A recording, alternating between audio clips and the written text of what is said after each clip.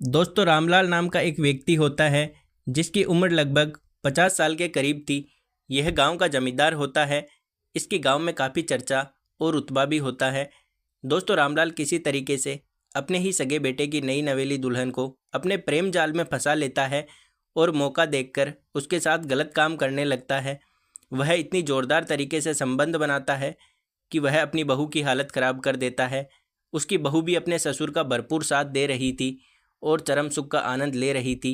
उसे वह चरम सुख मिल रहा था जो उसके पति से कभी नहीं मिला था। दोस्तों, इन दोनों का यह हवस का खेल लगभग 3 महीने तक चलता है। लेकिन 3 महीने के बाद इन दोनों के साथ कुछ ऐसा हो जाता है जिसकी किसी ने कल्पना भी नहीं की थी कि आखिर ऐसा हुआ तो कैसे हुआ। जी हाँ दोस्तों, आज की इस घटना को सुनने के बाद शायद आप लोगों को भी बड़ी हैरानी होगी। इसीलिए इस वीडियो में आप अंत तक बने रहिएगा।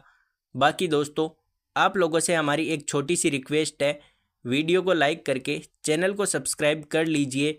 और जितने भी दोस्त हमारे इस वीडियो को जहां से भी देख रहे हैं वह कमेंट में अपना नाम और अपने शहर का नाम ज़रूर लिखें ताकि अगली वीडियो में आपका नाम हम ले सके। दरअसल दोस्तों, यह सच्ची घटना राजस्थान के बीकानेर शहर की है।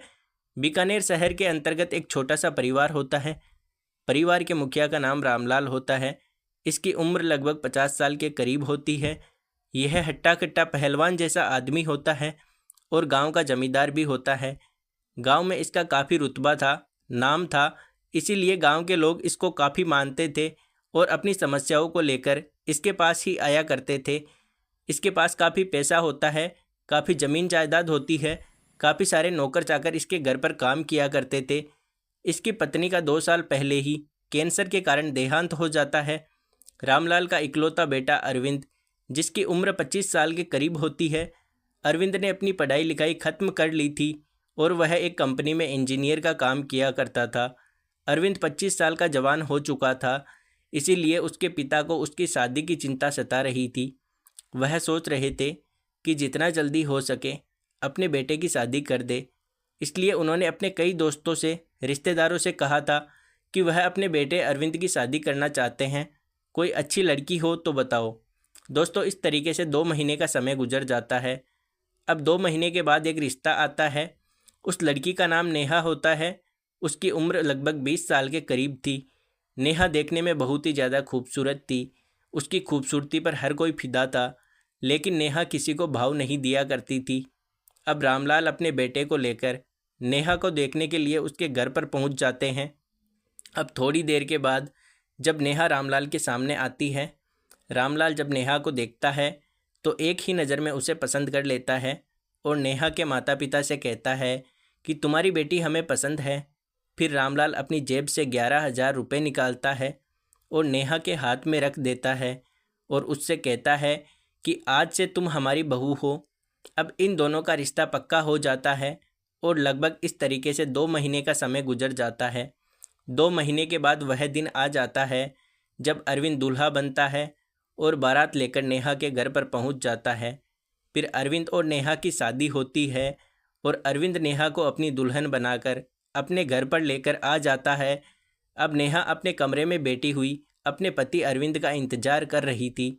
रात के 10 बजे के करीब अरविंद अपनी पत्नी के कमरे में चला जाता है। वह जब उसका घूंघट उठाता है तो उसे देखते ही खुश हो जाता है क्योंकि उसकी पत्नी बहुत ही ज़्यादा खूबसूरत थी। फिर अरविंद सोचने लगता है कि आज तो वह ताबड़तोड़ तरीके से सुहाग रात मनाएगा। अब पहले तो वह नेहा के साथ बातचीत करता है, नेहा से पूछताछ करता है, अपने बारे में बताता है। अब बातचीत में 1 घंटे का समय गुजर जाता है। फिर यह एक दूसरे के साथ सुहाग रात मनाने की तैयारी करने लगते हैं।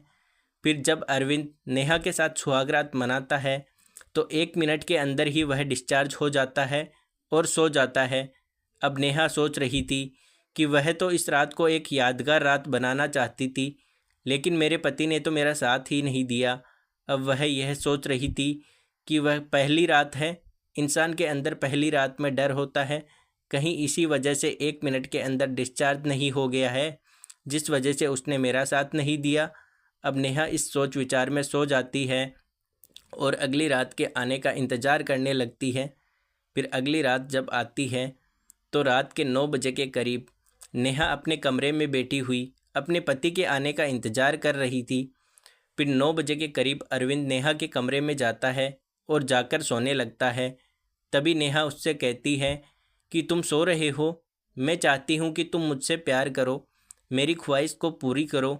कल हमारी सुहाग रात थी, मैं चाहती थी कि इस रात को हम एक यादगार रात बनाएंगे, लेकिन तुमने मेरा साथ नहीं दिया और 1 मिनट के अंदर ही डिस्चार्ज होकर तुम सो गए।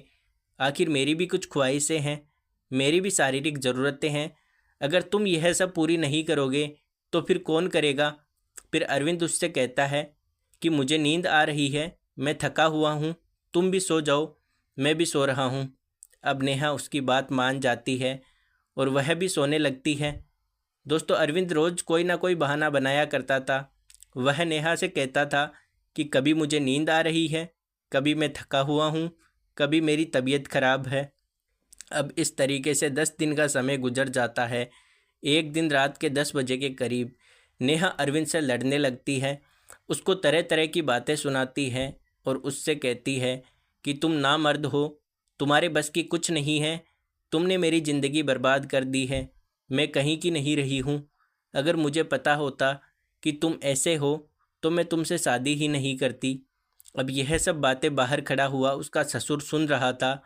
अब नेहा अपने पति को तरह तरह की बातें सुना रही थी, उसको डांट रही थी, उस पर गुस्सा कर रही थी।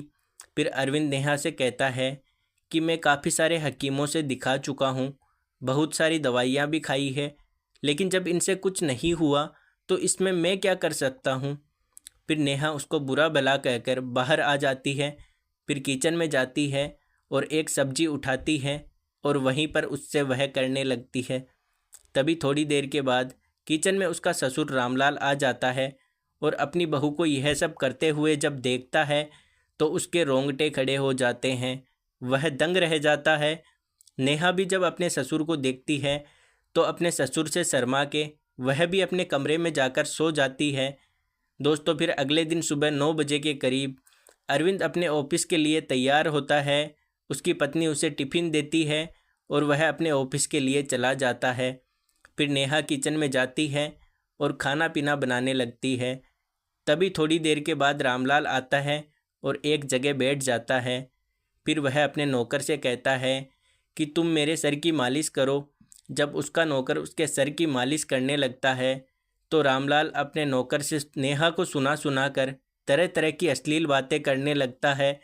वह अपने नौकर से कहता है कि जब हम जवान थे तब हमारे अंदर बहुत ताकत थी, बहुत जोश था, जिसको भी हम एक बार जकड़ लेते थे तो उसे छोड़ते नहीं थे।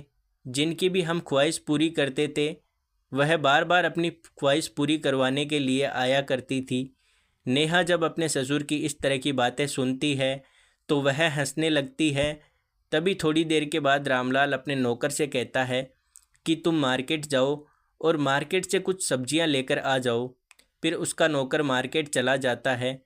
तभी थोड़ी देर के बाद रामलाल अपनी बहू नेहा से कहता है कि बहू, मेरे सर में थोड़ा दर्द हो रहा है, तुम मेरे सर की मालिश कर दो।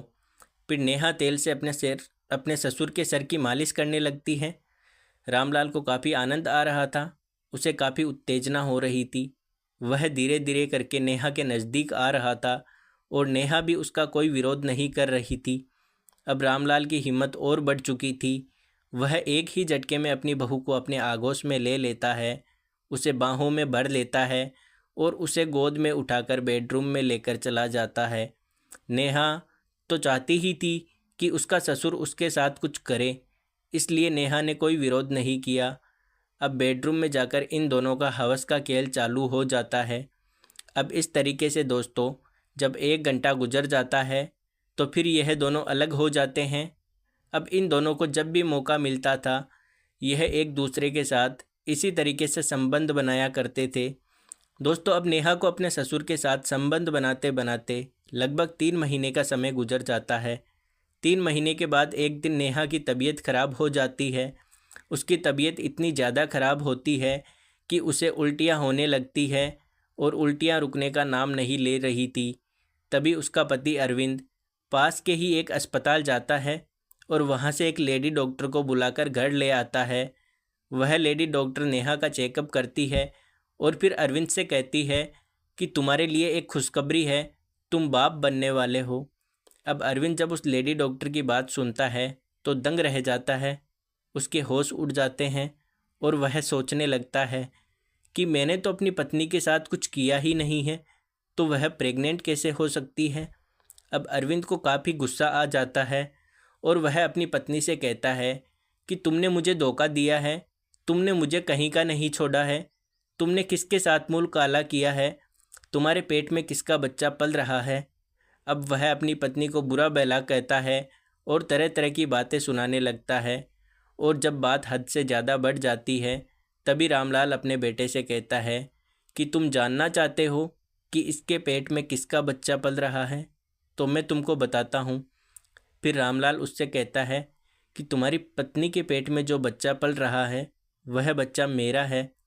दोस्तों, अरविंद जब अपने पिता की यह बात सुनता है तो दंग रह जाता है और अपने पिता से कहता है कि मेरी पत्नी ने तो मुझे धोखा दिया ही है और साथ में तुमने भी मुझे धोखा दिया है, तुमने मेरी ज़िंदगी बर्बाद कर दी है, मुझे कहीं का नहीं छोड़ा है, मैं तुम दोनों को छोड़ूंगा नहीं और पुलिस में जाकर रिपोर्ट कर दूंगा। फिर यह दोनों डर जाते हैं और अरविंद को समझाने लगते हैं, उससे माफ़ी मांगने लगते हैं, लेकिन वह नहीं मानता है और पुलिस को फ़ोन कर देता है। दोस्तों, कुछ देर के बाद पुलिस उनके घर पर आ जाती है और पुलिस अरविंद से कहती है कि आखिर मामला क्या है। फिर अरविंद सारी बातें पुलिस को बताने लगता है और कहता है कि मेरे पीठ पीछे इन दोनों ने हवस का गंदा खेल खेला है, मुझे धोखा दिया है, जिसका नतीजा मेरी पत्नी के पेट में पल रहा है। फिर पुलिस इन दोनों को थाने लेकर पहुंच जाती है। अब पुलिस नेहा से पूछताछ करती है और कहती है कि क्या तुमने अपनी मर्जी से यह सब किया है या तुम्हारे साथ ज़बरदस्ती हुआ है। फिर नेहा पुलिस को बताती है कि यह सब मेरी मर्जी से हुआ है। दोस्तों, अब पुलिस कर भी क्या सकती थी जब इन दोनों ने अपनी मर्जी से सब कुछ किया था। उसके बाद इन दोनों को रिहा कर दिया जाता है। दोस्तों, इन लोगों के बारे में आपकी क्या राय है, आप हमें कमेंट में ज़रूर बताएं। बाकी दोस्तों, इस घटना को सुनाने का मकसद आप लोगों को परेशान करना या आपका दिल दुखाना नहीं है, बल्कि आपको जागरूक और सचेत करना है। दोस्तों, मिलेंगे फिर एक नई वीडियो में। आप अपना और अपनों का ख्याल रखें। धन्यवाद।